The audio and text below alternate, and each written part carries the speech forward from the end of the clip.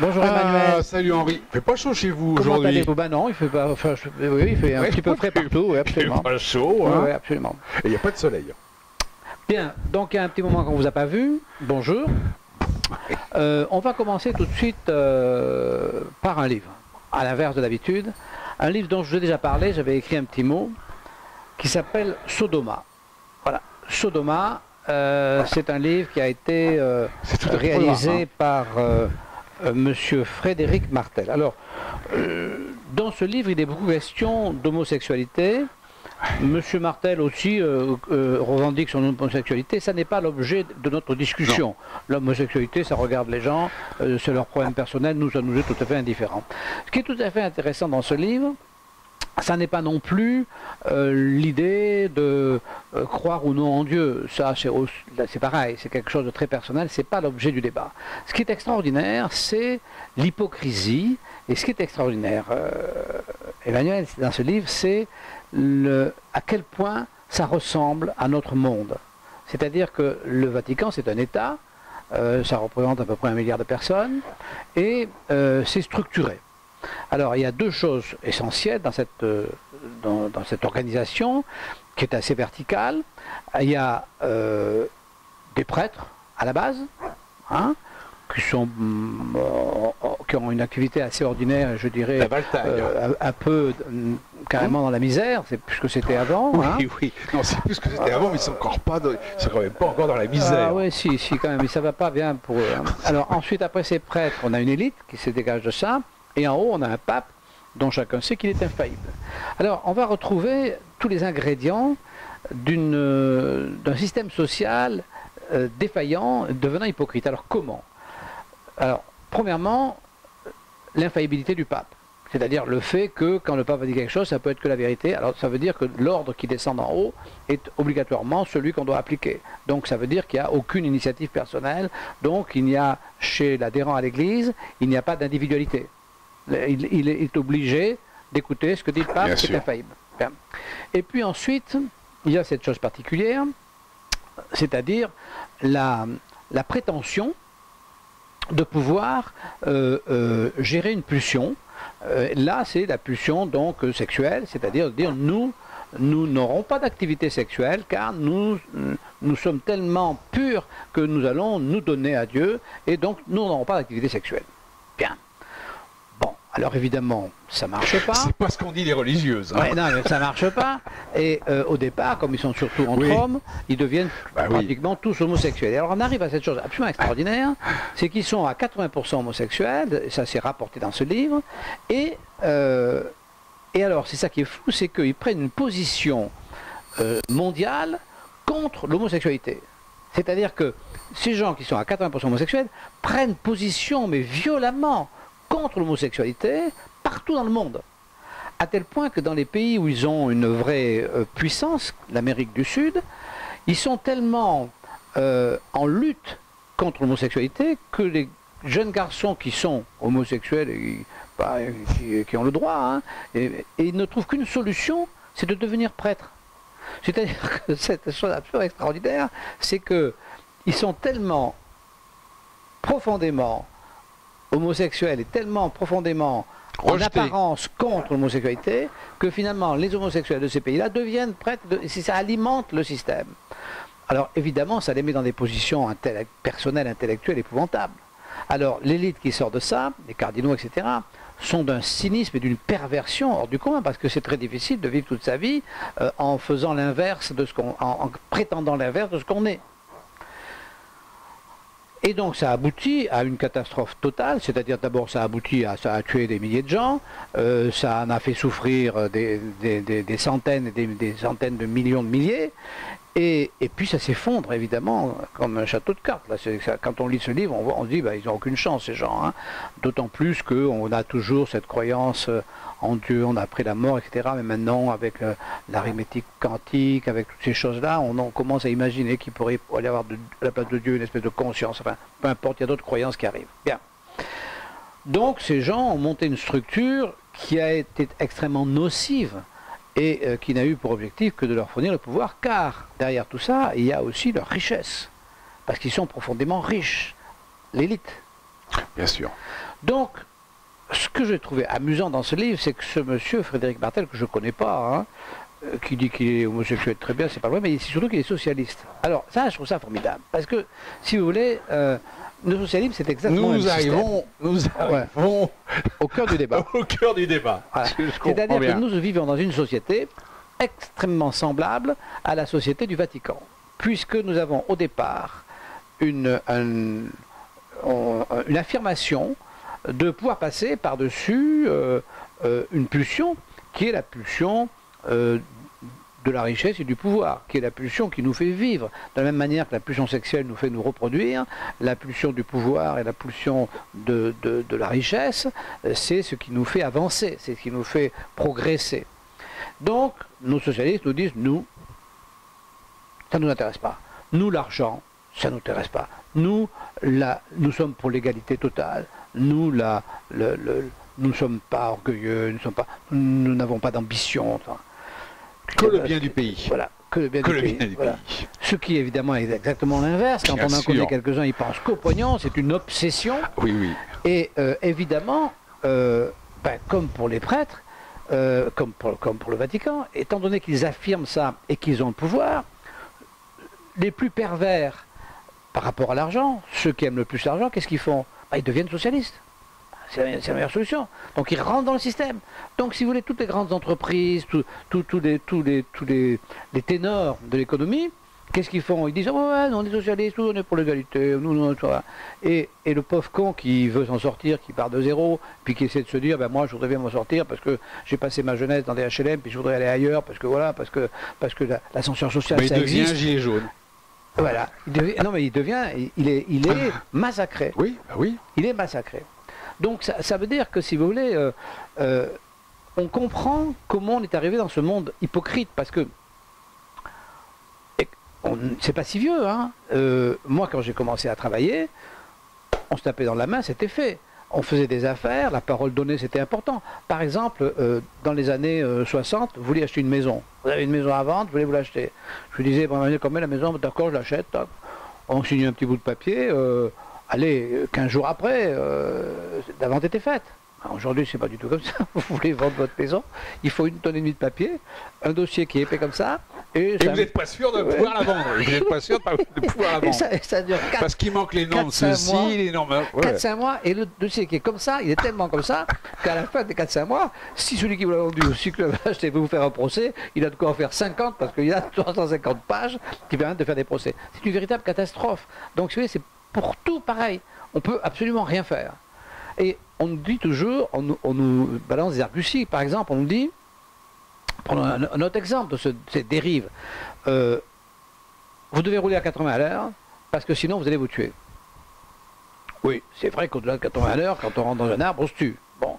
Mais, attendez, le problème, c'est que ça fait quand même 50 ans que les voitures sont faites pour rouler, mettons à 130 à l'heure, et qu'ils n'ont pas fait un copec de travaux sur les routes. Dans l'endroit où nous habitons, nous avons des routes où les arbres sont quasiment... Quand vous ne pouvez pas croiser un camion, vous êtes obligé de freiner, de laisser passer l'arbre. Donc, comment voulez-vous que des gens... Si vous n'avez pas une maîtrise complète de la voiture, si vous n'êtes pas un champion toute catégorie du volant, sur ces routes, vous êtes en danger. Donc, ces gens ont passé leur temps à acheter des voies, à dépenser leur argent n'importe comment, ils n'ont pas fait des infrastructures, et on a des routes sur lesquelles, effectivement, même 80, je veux dire un truc, il y a des endroits où 80, c'est, moi je trouve un petit peu vite. Parce que quand on prend les routes derrière l'ODEF, tout ça, 50 c'est suffisant, hein, parce que 80 déjà... Déjà elles sont toutes défoncées. Ouais. Donc si vous voulez, évidemment qu'à un moment donné, bah oui, il faut limiter la vitesse, mais enfin il vaudrait mieux faire des routes, parce qu'ils sont payés pour ça, parce que l'État c'est fait pour ça. L'État c'est pas fait pour redistribuer, non, pour ça il y a des organisations humaines, il y a la charité, il y a tout ce que vous voulez. L'État c'est pas fait pour ça. Donc l'État c'est fait pour faire ce qu'on a besoin. Et donc aujourd'hui on n'a pas ce qu'on a besoin, on ne peut plus rouler. Donc si vous voulez, tout est comme ça et tout vient de l'hypocrisie initiale, donc l'égalitarisme, qui est du même tonneau que la décision de ne plus avoir d'activité sexuelle. Voilà. De ne plus avoir de compétition. On est arrivé maintenant, aujourd'hui, à un moment où on nous dit il faudrait régresser. Voilà. Il faudrait qu'on travaille moins, qu'on gagne moins, qu'on soit moins actif, qu'on fasse plus de progrès, que si possible on marche en arrière. Voilà, oui, voilà où on en est. Donc c'est exactement pour ça que ce livre, il faut le lire avec cette clé, et vous allez voir, c'est assez intéressant. Oui, mais alors là, c'est comme nos élites, sont comme les cardinaux, ils s'en mettent pas à la poche. Parce que quand même, ils ne sont pas très nombreux. C'est exactement pareil que les cardinaux. À l'heure actuelle, moi, ce qui m'a toujours étonné, et ce que je dénonce dès que je peux, c'est ces fameux gardiens du temple, donc nos hauts fonctionnaires de Bercy, qui s'en mettent plein les poches. Oui, mais c'est pas ça. Oui, oui, mais ça, là, c'est votre côté gilet jaune, Emmanuel. Non, parce que si vous voulez, la poignée de cardinaux riches, ça représente peut-être 1 millier de personnes. C'est rien du tout. C'est pas ça qui a fait que le système est cul par-dessus tête. C'est simplement la pensée générale qui fait, alors chez les prêtres, bon, ça touche l'homosexualité, mais c'est l'hypocrisie que ça génère. Donc si vous voulez, ce qui est terrible, c'est d'introduire l'hypocrisie dans une société. Parce que dans une société, on a besoin de franchise. Comment voulez-vous vous entendre, tout simplement, comment voulez-vous vous entendre avec votre épouse si elle vous ment tous les jours et que vous lui mentiez tous les jours? Au bout d'un moment, le mensonge fait que vous êtes obligé de vous quitter. On ne peut pas vivre dans le mensonge, on ne peut pas vivre dans l'hypocrisie. L'introduction par le clergé d'hypocrisie a tué l'Église. Alors, mais complètement. Parce que si vous voulez, on est arrivé à un endroit où dans cette organisation sociale, il n'y a que le plus hypocrite qui gagne. Et quand à la fin vous avez une élite hypocrite, qu'importe qu'elle gagne de l'argent ou pas de l'argent, parce que ce n'est pas des grosses sommes par rapport à la masse générale, si vous voulez, de la société. Donc par rapport à la richesse de tous les catholiques dans le monde qui sont 1 milliard, ce que prélèvent quelques évêques, ça n'a aucune importance. Mais par contre, ce qui est très grave, c'est qu'ils ont introduit chez ce milliard de gens l'hypocrisie, rendant très malheureux ceux qui ne sont pas hypocrites, et qui voudraient quand même croire au bon Dieu, parce qu'il y en a, et puis les autres sont comme un poisson dans l'eau, et cette hypocrisie est nocive, et elle génère tout un tas de choses monstrueuses. L'absence de vérité, le mensonge, et puis la verticalité, avec l'ordre qui arrive d'en haut et qui n'est pas discutable. Donc c'est ça que nous avons. Nous, ce que nous avons, c'est pas... ce qui est terrible, c'est l'hypocrisie de notre société, c'est pas le fait qu'il y ait 3 fonctionnaires de Bercy qui gagnent un peu d'argent. C'est pas grave, ça, c'est pas grave. Ils sont plus que 3, hein. Non, mais même s'ils sont 50 ou 1000 ou 2000 ou même 5000, c'est pas ça qui est important. Ce qui est important, c'est que toute notre société est gangrénée par l'hypocrisie, par le mensonge. Pourquoi? Parce qu'au départ, on a mis un théorème inapplicable, nous allons rendre tout le monde égal. Et ça, non seulement c'est inapplicable, mais c'est inhumain. Qu'on n'a pas envie, moi j'ai pas envie d'être l'égal de gens qui me sont supérieurs, et j'ai pas envie d'être l'égal de gens qui sont moins bons. J'ai pas envie, j'ai envie d'être moi. Et donc pour être moi, j'ai une compétition qui est légitime, qui est normale. Alors, en ce qui nous concerne, l'impôt. Ah, d'accord. En ce qui nous concerne l'impôt, le Premier ministre a dit qu'il fallait urgemment baisser tous les impôts. Bien sûr. Bien sûr. Ouais. Moi, je pense que le Premier ministre ferait mieux de se rendre compte du massacre généré par ces contrôleurs fiscaux. Il ferait mieux de se rendre compte, il ferait mieux de faire en sorte que le fisc ne soit pas dans une zone de non-droit où il peut faire n'importe quoi en étant couvert par tout le système, y compris par les élus bien sûr, par la magistrature, par effectivement la hiérarchie fiscale, et puis in fine par la population. Parce qu'à force Mais la population, elle ne sait pas ce qui se passe. Oui, mais la communication, la population, elle ne sait pas ce qui se passe. Ça serait le rôle des élus de dire à la population ce qui se passe, de dire la vérité au lieu de mentir, et puis d'arrêter cette espèce de propagande qui fait de celui qui a ou s'est trompé dans ses impôts, voire même a triché. Je veux dire que quand bien même, honnêtement, quand bien même un tricheur tricherait, s'il a rapporté de l'argent à la société, s'il a enrichi la société et qu'il a pris un petit peu plus que ce qu'il aurait dû prendre, est-ce qu'on a un intérêt à détruire son entreprise. Non, non, parce que tout le monde est puni. C'est absurde. Alors, bien sûr qu'il est mieux de déjà on en prend suffisamment en l'imposant de telle manière qu'il a tout juste de quoi vivre. Hein, oui, mais s'il ne paye pas l'impôt, bon, on prend le fraudeur. Bon, c'est pas mon cas, mais on prend le fraudeur. Non plus. Hein. Donc on prend le fraudeur, il le dit qu'il a fraudé. Bon, très bien. Alors, mais s'il a fraudé, s'il a enrichi la société, c'est pas la même chose. Je sais pas moi, vous avez imaginons un voleur qui rentre chez vous. Il rentre chez vous, il vous prend 100 000 balles de bijoux, mais il vous en laisse 200 000. Alors, est-ce que c'est un voleur ou est-ce que c'est un donateur? Il vous prend 100 000 balles de bijoux, mais il vous en laisse 200 000. Non, je crois que l'exemple n'est pas extraordinaire. Moi, je pense que le vrai fraudeur, c'est celui qui, c'est son métier de frauder. C'est-à-dire les fraudes à la TVA. Ah, mais ça, c'est marginal. Voilà. Non, mais, oui, mais ça représente des sommes colossales. Ah mais, oui, bon, on ne sait pas. On ne sait pas que ça représente. Moi, ça représente. Le fraudeur à la TVA, celui qui fait des fausses factures. Voilà. Oui, mais ça, c'est un gangster. Oui, mais ça c'est un délit. Non, il y a d'autres choses. La TVA à l'exportation, je veux dire, c'est tout un système. Ça, ce sont des hold-up. Voilà. Bon, celui-là, c'est un vrai fraudeur. Mais le chef d'entreprise qui considère qu'il paye suffisamment et qui ne veut pas tout donner, moi, je ne le considère pas comme un fraudeur. De se faire dépouiller... De toute façon, si, c'est un fraudeur. Celui qui est pris, c'est un fraudeur. Mais la sanction, ce que je veux dire, c'est que, premièrement... Il fraude par rapport à quoi? Par rapport à qui? Ben, il fraude par rapport à ce qu'il devrait payer, qu'il ne paye pas pendant que d'autres le payent. Qui est-ce qui a décidé que... Ah ben, c'est la loi. Voilà, non, mais peu importe. Ce que je veux dire, si vous voulez, c'est que c'est pas contre ça qu'on se bat. On se bat contre les gens qui n'ont pas fraudé, qui sont accusés. C'est quand même une majorité très importante. Et ceux-là, ils n'ont pas fraudé et ils sont accusés. Et on trouve incohérent que ceux qui ont fraudé, qu'on arrive pour eux à des sanctions de destruction totale. Alors que s'ils avaient cambriolé quelque chose, ils auraient eu un mois de prison ou 2 mois de prison. Et, tandis que le fisc, si vous voulez, on peut assimiler ça, c'est une espèce de cambriolage, la fraude fiscale, ça serait un cambriolage au détriment de la collectivité, on peut dire ça. Mais les conséquences sont complètement désastreuses par rapport, démesurées par rapport aux faits. Donc, je pense que le président de la République et le Premier ministre feraient mieux de s'intéresser à la justice fiscale d'abord.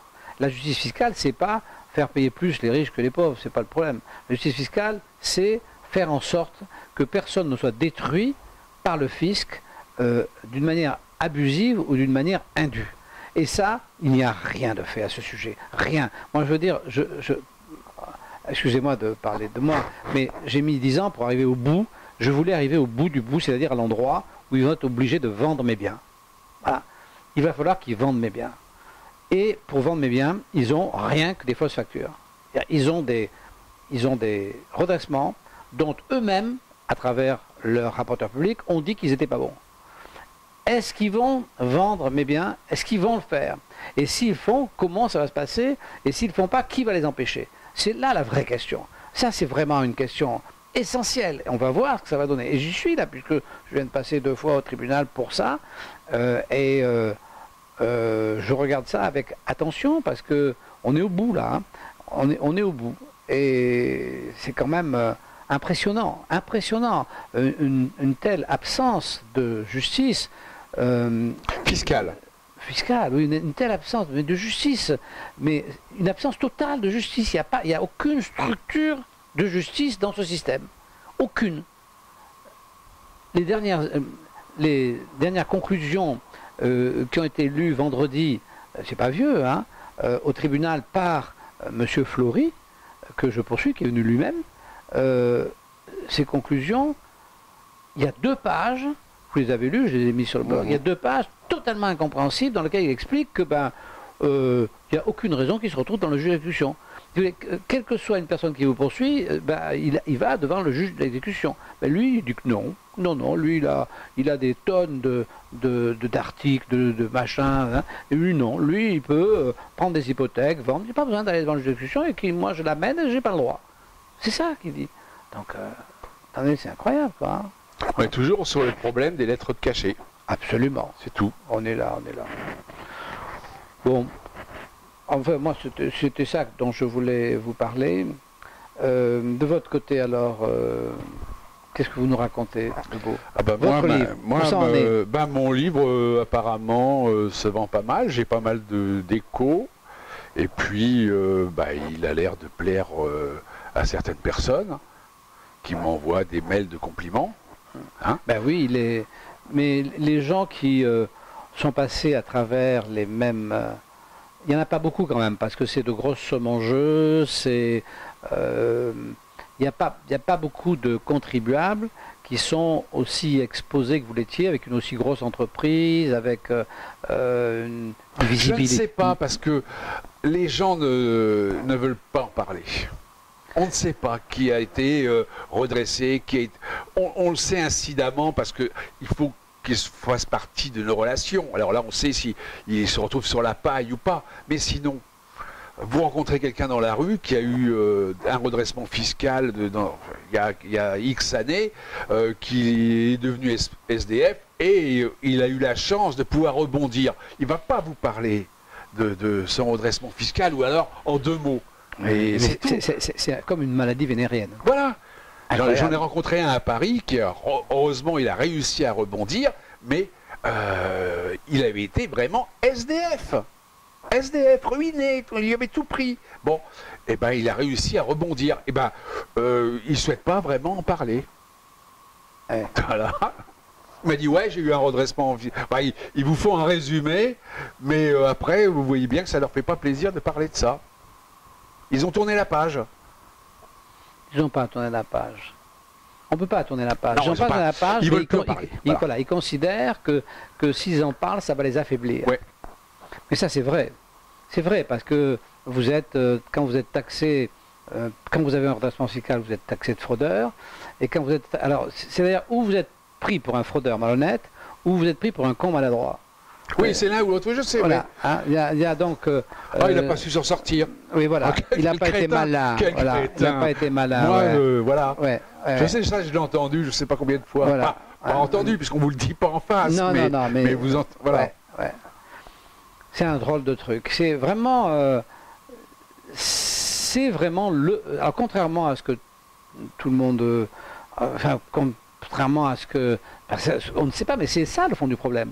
Moi, je pense que l'homme politique, l'élu, qui mettrait de l'ordre dans le contrôle fiscal, dans la justice fiscale, qui mettrait de l'ordre, mais ça, tout de suite, tout s'arrangerait. Tout de suite, parce que, automatiquement, le fisc qui n'aurait plus cette excuse, parce que chaque fois que le fisc présente des comptes bidons, enfin, quand Bercy présente des comptes de la nation bidons, qu'est-ce qu'il dit? Ah bah oui, mais on est en déficit, mais c'est la faute des fraudeurs fiscaux. Donc, comme ça n'existe pas, enfin, mais ça suffit, les gens disent, oh, c'est le fraudeur, c'est l'autre fraudeur. Voilà, s'ils ne fraudaient pas, on aurait des hôpitaux qui fonctionneraient. Voilà. Les routes feraient toutes à 4 voies. Enfin, c'est vraiment la faute des fraudeurs fiscaux. Alors, éventuellement aussi, bien sûr, des très grosses entreprises, dont on comprend très bien que Même ça, c'est les niches. Oui, alors les grosses entreprises, on comprend très bien qu'en fait, elles ne paient pas assez d'impôts. Donc, oui, bien sûr. Oui, bien sûr. Oui.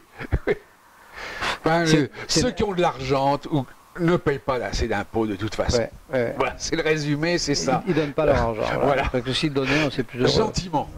Gentiment. Il faut vraiment aller les tordre. Donc pour qu'on s'en sorte, alors ce qui est extraordinaire, c'est l'histoire des Gilets jaunes, quand même, qui sont partis avec cette idée-là, et qui finissent complètement noyautés par une espèce de gauche folle furieuse. Mais c'est exactement l'événement de 1968. Je l'ai déjà dit, je l'ai répété 100 fois, mais les Gilets jaunes, c'est la fin d'une époque, c'est pas le début de chose, parce que ça sera le début de rien du tout, parce que c'est fini, ils ont été noyautés, on peut plus en parler avec ces gens, c'est terminé. Ils sont tous pour l'ISF, pour TVA. Oui, parce que c'est assez étonnant, c'est qu'ils sont toujours là tous les samedis. Oui, mais ça, parce qu'ils sont devenus une bande de copains, ils n'ont rien à foutre. Donc, si vous voulez, voilà, ils se retournent sur leur rond-point, ils boivent un pastis, ils sont contents. Et puis ce qui est rigolo, ce sont les chiffres donnés toujours par la préfecture. Voilà. Mais si vous voulez, ils n'ont pas d'avenir. Par contre, ils ont cassé quelque chose, parce qu'ils ont bien fait. Mais en 68, c'était pareil. En 68, si vous voulez, les jeunes qui manifestaient, ils voulaient la liberté. Oui. Ils voulaient la liberté, voilà. Et ils ont eu la liberté. Mais ils se sont fait récupérer, toujours pareil, par cette espèce de gauche récupérante, là, qui passe son temps, qui sait faire que ça. Et évidemment, ça les a complètement flingués. C'est-à-dire que de 68, il n'est rien sorti. jusqu'en 82 où il est arrivé Mitterrand, mais pour d'autres raisons. Mais 68 n'a débouché sur rien, sauf que ça a apporté la liberté, pour de vrai. Et je pense que les Gilets jaunes se sont battus contre la bureaucratie, sans doute contre l'injustice fiscale. Ils s'en rendent pas compte, mais ils ont gagné. Ils ont gagné parce qu'aujourd'hui, les bureaucrates sont pas bien dans leur peau, ça c'est clair, hein. Et puis, le fisc n'est pas bien dans sa peau non plus. Oui. Donc ça veut dire qu'ils ont gagné. Mais ils n'auront jamais de résultats personnels, puisqu'ils ne sont pas les initiateurs de quelque chose. Ils sont les terminators. Ils arrivent à la fin d'un cycle. Et ils sont les marqueurs de cette fin de cycle. Ce en quoi il faut les féliciter, parce qu'ils ont quand même fait des choses comme il faut. Mais maintenant, quant à l'avenir, voilà, et malheureusement, il faudrait mieux. Enfin, moi, je trouve qu'ils ont tout à fait raison de continuer à passer le samedi entre eux, puisqu'ils ils ont lié des amitiés, ils ont lié une solidarité. De temps en temps, il y en a un qui perd un œil, l'autre la main, mais bon. Non, mais ils ont lié une solidarité. C'est amical. Voilà, non, mais ils ont lié une solidarité qui, je pense, leur apporte quelque chose. Donc c'est bien qu'ils continuent. Mais c'est pas eux qui vont transformer la société, ça c'est sûr. Et puis ça fait fonctionner le commerce.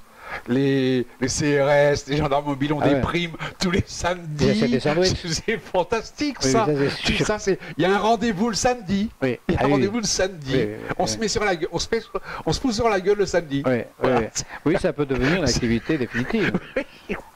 Moi, quand j'étais jeune, il y avait des balles de campagne où les mecs, pendant plusieurs générations, le village machin se tapait sur la gueule du machin tous les dimanches du bal de campagne. Et ils ne savent pas pourquoi ça a démarré. Et ben là, ça sera la même chose. Dans, mettons, 3 ans, tous les samedis, ils se mettront toujours. Il y aura la baston. On ne saura plus pourquoi. Ils ne sauront plus pourquoi ils se mettent sur la gueule. Le mec n'aura pas été à la baston, il va passer pour un con. T'as été à la baston le samedi?